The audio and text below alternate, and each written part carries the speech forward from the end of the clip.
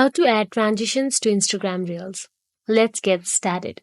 First, open the Instagram app on your mobile device. Then tap on the plus icon at the bottom center of the screen to create a new post. Then select the Reel option at the bottom. You can either record new clips directly within the Reels camera or upload existing video clips from your device. Here we are recording.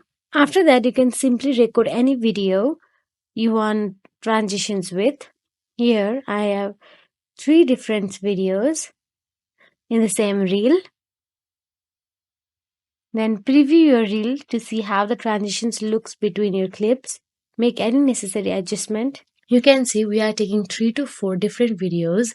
After that, simply click on the next icon and click on the edit video in the bottom left corner. Here, you can simply trim, adjust speed, add effects and more to each clip individually. Look for a specific transition features within the Reels editing option. This could be a separate button or an option within the clip editing menu.